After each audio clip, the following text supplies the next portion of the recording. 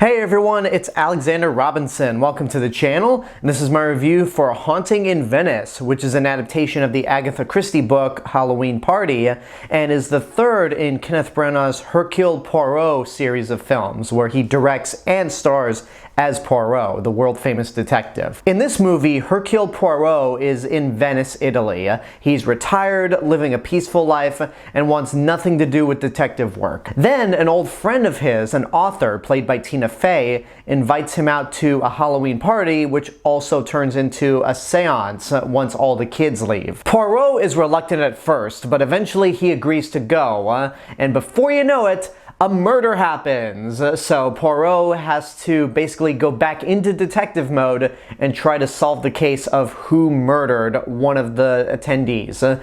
Because of course this man couldn't enjoy one single day of retirement. The one time he decides to attend a social gathering, somebody is murdered. What luck. When it comes to this series of films from Kenneth Branagh, I've actually liked them. I never saw the original Murder on the Orient Express from the 1970s, but I heard it's a classic, and my dad really loves that movie, which he cannot say at all for the 2017 adaptation, which I myself liked. It was a really fun whodunit. It's got a stacked cast, the music was great, and it was just overall a lot of fun. I didn't review Death on the Nile when it came out last year, which I find it hard to believe that that movie actually came out last year. But anyway, the reason I didn't review it was because I was in the middle of a move to my current apartment. And it's okay.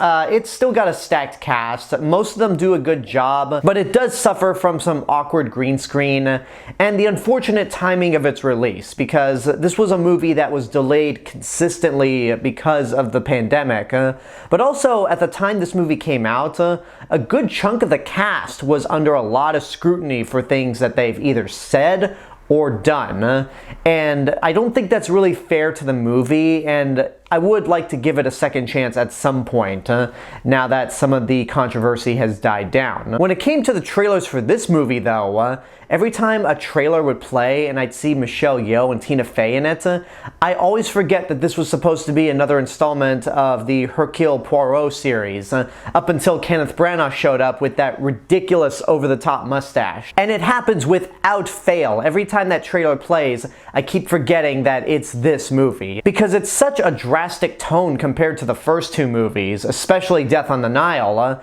but that's actually one of the best things that can be said about Haunting in Venice. Going in a more horror-oriented direction is a breath of fresh air, because it looks fantastic, it's got a very creepy atmosphere, and it makes you really question more often than the previous two films who the murderer actually is. I never read any of the books, and apparently Halloween Party is one of Agatha Christie's least adapted books, but I legitimately felt like anybody in this movie could have been the killer, which is something that Death on the Nile did not do a good job at, and this is no fault towards the movie itself. When the actor who played the murderer in that movie was convicted of being a cannibal in real life, it made it pretty easy to know right off the bat who the killer was. But this movie doesn't have that problem, and it made me guess at every turn. And also, another thing that helps with this movie is that it feels more real. In the first two movies, there was a lot of emphasis on CGI at points where there didn't really need to be any CGI. In this movie though, it looks like they shot a majority of this on location. It feels real, it looks real, and that helps me feel more immersed into this mystery. And the cast is really good as well. It's not overly stacked with A-list names like the last two movies were, but with the people that are recognizable in this movie, like Tina Fey, Michelle Yeoh, they do a really good job. And a lot of the lesser known actors are really good as well. Kenneth Branagh, of course, is still good as Hercule Poirot. Even though I still can't get over how over the top and bushy that mustache is, he does a good job as this character, and he doesn't come across as very cartoonish. Despite every chance that mustache gives him, he knows to be more serious. I did have a few issues with the movie though. Overall, nothing to really complain about, but there are a few questionable decisions when it comes to the film's cinematography. There's a lot of moments in this movie where there's a huge amount of headspace between the actors and the empty space above. And just the overall framing of some of the shots when it comes to actors in close-up felt awkward. They're like completely to the side with nothing going on in this empty space right here. It just felt weird to watch at points. And then there was also a moment in the movie when there's a lot of flickering because of the candlelight.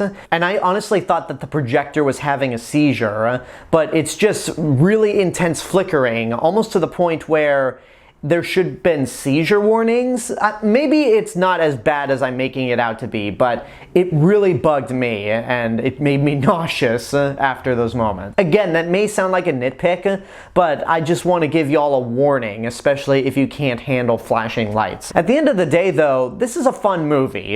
It's not one of the best whodunits out there, and in terms of this series alone, I think I prefer Murder on the Orient Express more than this, but it's a better movie than Death on the Nile, and the fact that it has that horror aspect to it gives it that breath of fresh air that the series could have used. I mean, not that it was stale in any way, but it helps distinguish it from the first two.